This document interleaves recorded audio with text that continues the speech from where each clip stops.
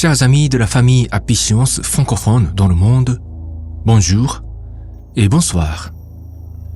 Aujourd'hui aussi, nous avons reçu du Seigneur notre vie, cette nouvelle journée, le monde et l'univers dans lesquels nous pouvons évoluer grâce à nos efforts, à notre discipline spirituelle et à notre volonté d'aimer, d'illuminer, d'incarner davantage sa volonté. Il est merveilleux, n'est-ce pas, de pouvoir commencer sa journée dans une profonde gratitude, en citant ce qui nous a été accordé, au lieu de compter tout ce qui nous fait défaut et de nous en plaindre dans un esprit noirci. Disons merci au Seigneur El Cantare et soyons déterminés de rendre cette nouvelle journée pleine de lumière, d'amour et de joie. Merci beaucoup, Seigneur. Aujourd'hui, j'aimerais vous parler d'un sujet assez nouveau, celui de yokai. Yokai est un terme japonais qui n'est pas facile à définir. Littéralement, il signifie les monstres ou les apparitions. Yokai n'est ni les mauvais esprits qui souffrent en enfer et qui viennent hanter les humains en ce monde, ni les démons qui se rebellent contre le Seigneur depuis le fond de leur royaume ténébreux. Yokai n'est pas non plus les esprits célestes. Yokai est une entité résidant dans des endroits qui se situent entre les deux, dans une zone grise du monde spirituel qui s'étend sur plusieurs espaces dimensionnels. Parfois, les yokai sont vénérés comme des divinités dans des sanctuaires shinto japonais. Maître Okawa nous dit que les yokai sont présents non seulement dans le monde spirituel japonais, mais partout dans le monde. Avant le 2 mars 2023, le jour où Maître Okawa nous a temporairement quittés en termes de ce monde, Maître Okawa a publié un livre intitulé « Les paroles pour ne pas devenir un yokai ». Sa publication a été très brutalement contestée par certaines entités spirituelles relevant de la sphère du Shinto japonais, au point que Maître Okawa se sent en danger de mort. Donc vous, les croyants du Seigneur El Cantare, avez besoin de mieux comprendre ce qu'est un yokai pour éviter déjà que vous le deveniez vous-même, et aussi pour éradiquer leur influence de ce monde, afin que la gloire du Seigneur triomphe sur nos pays respectifs et sur notre planète. J'aimerais aujourd'hui partager avec vous 2 phrases que j'ai trouvées dans le livre mentionné précédemment. Les paroles pour ne pas devenir un yokai. 3. L'essence des yokai réside dans le fait qu'ils créent des confusions chez autrui, sans montrer leur vrai visage. 29. Pour savoir si quelqu'un est un yokai ou non, il faut bien connaître l'envers et l'endroit de sa personnalité. Les yokai sont représentés dans les contes japonais traditionnels, par toutes les images terrifiantes et anormales. Mais Maître Okawa nous apprend que le yokai est avant tout un état d'esprit qui peut résider en chacun d'entre nous. Et comme le monde spirituel est un monde de pensée, nous aurons des apparences qui reflètent notre état d'esprit. Donc, ceux qui ont une mentalité de yokai auront des apparences plutôt bizarres, anormales et monstrueuses.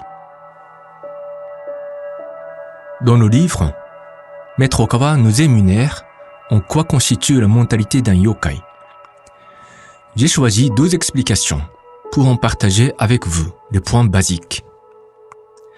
D'abord, un yokai est une existence qui crée des confusions chez autrui, sans montrer son vrai visage. L'essence du yokai réside dans sa nature qui cherche à tricher et à tromper les autres. Les yokai ne sont pas forcément des démons de l'enfer, parce qu'ils ne sont pas forcément agressifs et qu'ils ne sont pas forcément mal intentionnés. Mais ils prennent le plaisir de tromper les autres, en se créant une apparence illusoire pour manipuler les autres. Regardez un peu autour de vous. vous trouverez peut-être un certain nombre de gens qui semblent vraiment avoir cette manie de tromper. Ils ne sont pas forcément mal intentionnés et agressifs. C'est comme s'ils trouvent leur raison d'être dans le fait de réussir à tromper les gens. Bien sûr, c'est une mentalité qui ne relève pas de la nature divine des enfants de Dieu que nous sommes. C'est une sorte de symptôme qui provient d'une certaine expérience douloureuse. Cela peut largement dépasser des expériences vécues au cours de la vie présente et remonter à des périodes très très lointaines.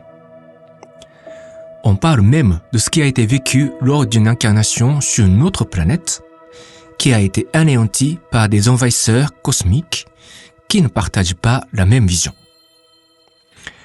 Les esprits dotés d'un statut spirituel assez élevé pour conserver la souffrance et un certain sentiment de trahison d'avoir été abandonnés du Seigneur au moment de la destruction de leur civilisation planétaire de l'époque. C'est un sujet très vaste que je ne vais pas approfondir ici, mais c'est pour comprendre que la mentalité du yokai peut être très profondément enracinée en chacun de nous. Maître Okawa nous dit aussi que, pour voir si quelqu'un est un yokai ou non, il faut voir l'envers et l'endroit de sa personnalité. Vous connaissez certainement des gens qui recèlent des pensées très différentes, voire opposées de ce qu'ils disent aux autres et font dans leur vie. Ce sont des gens qui sont soit des yokai de naissance, soit des êtres en train de devenir des yokai. Dans le monde d'aujourd'hui, tout devient des paroles, et nous sommes noyés dans un vaste océan de mensonges. Dans ce genre de période, les yokai trouvent facilement leur place pour vivre confortablement. Mais comme le montrent les apparences bizarres de ces créatures, la voie de la tromperie et de la malhonnêteté n'est pas celle que les enfants de Dieu devraient emprunter. Chercher la voie de la cohérence et de la sincérité est une des vertus fondamentales en tant qu'être humain. J'invite chacun de vous à examiner l'envers et l'endroit de votre personnalité. Ce que vous êtes au fond de vous. Vous le montrez à votre famille, à vos amis, à vos collègues, au travail. Ou vous ne dites jamais ce que vous pensez? Ne cherchez-vous pas à ce que les autres vous admirent plus que vous le méritez en réalité? Examinez l'écart qui existe entre l'envers et l'endroit de votre personnalité. Si l'écart est trop grand, vous risquez de finir soit comme un yokai, soit comme un démon de l'enfer. Nous devons savoir que la lumière du Seigneur passe par une voie droite. Elle ne peut pas passer par des sentiers tordus. Si un yokai est rempli des habitants à l'esprit tordu, comme des yokai, ce pays ne peut pas recevoir la lumière du Seigneur. Indépendamment d'une certaine forme de prospérité temporaire, le pays qui n'est pas béni par la lumière du Seigneur est voué au déclin et à la destruction. Il y a d'autres spécificités du yokai, mais la manie à la tromperie est bien le point de démarcation entre les humains et les yokai. Les yokai perdent leur puissance quand on découvre leur véritable nature. Ils font tout pour abaisser le niveau de la sagacité des citoyens, pour s'assurer des lieux confortables dans la société. Ce genre de yokai vit dans chaque pays, très certainement dans une culture ancienne comme vaudou, voire même au sein de l'église chrétienne ou de l'islam. La clé pour les dénicher, c'est la tromperie. Quand il y a plus en plus de gens qui sont au courant de la réalité des yokai, ces derniers perdront leur influence et permettront à la société de recevoir de plus en plus de lumière du Seigneur qui apportera une véritable prospérité au monde. C'est tout pour aujourd'hui. Essayons toujours de marcher sur un sentier droit. menant à la lumière du Seigneur El Cantare. Il observe et évalue tout ce que nous pensons et faisons, sans aucune faille. Nous ne pouvons jamais tromper notre Seigneur. Chers amis, portez-vous bien. Que la lumière et la miséricorde du Seigneur vous guident sur le chemin de lumière à chaque moment. Et surtout, soyez heureux. À très bientôt.